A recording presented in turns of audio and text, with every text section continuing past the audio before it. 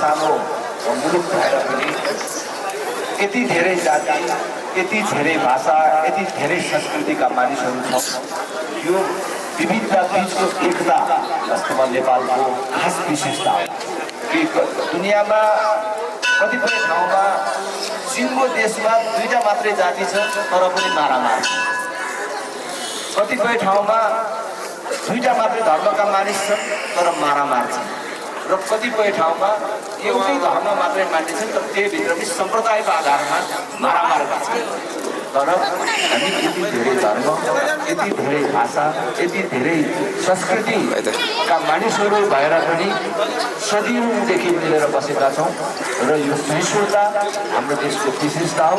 र त्यही क्रममा आज खास गरी पूर्वी नेपालमा बसोबास गर्ने राजवंशी ताजपुरिया समुदायमा, जहाँबाट म आफै पनि प्रतिनिधित्व गर्दछु, त्यो समुदायमा परम्परागत परिकारको रूपमा रहेको भाषाको प्रवर्धनका लागि झन्डै 1 दशक हुन लाग्यो। अघि साथीहरूले भन्दै हुनुहुन्थ्यो 9 वर्षदेखि संस्थागत रूपमा यो प्रयास भइराखेको छ।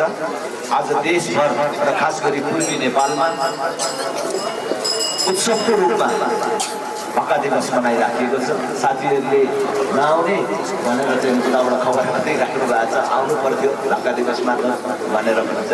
खास गरी म लिम्बूको छोरा भएर पनि म बहुसङ्ख्यक राजवंशीहरूले बसोबास गरेको क्षेत्रको प्रतिनिधि हुँ र मैले आफूलाई आधा राजवंशी भने हुन्छ।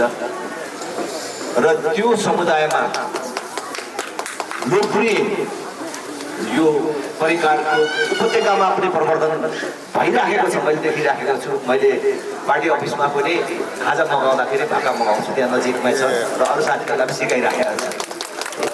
भनेपछि अहिले तपाईँहरूले थोरै सङ्ख्यामा रहेका राजनीतिक समुदायका साथीहरूले मिलेर जुन उपत्यकामा समिति बनाउनु भएको छ, चाहे त्यो सिरुवा पर्वको सन्दर्भमा होस्, चाहे भाका दिवसको सन्दर्भमा होस्, आफ्नो संस्कृतिको प्रवर्धन गर्ने र आफ्नो संस्कृति र आफ्नो परिकारसँग यहाँको समाजलाई, सिक्किम देशलाई जोड्ने जुन प्रयत्न गरिराख्नु भएको छ, तपाईँहरू सबैलाई धेरै धेरै धन्यवाद भन्न चाहन्छु।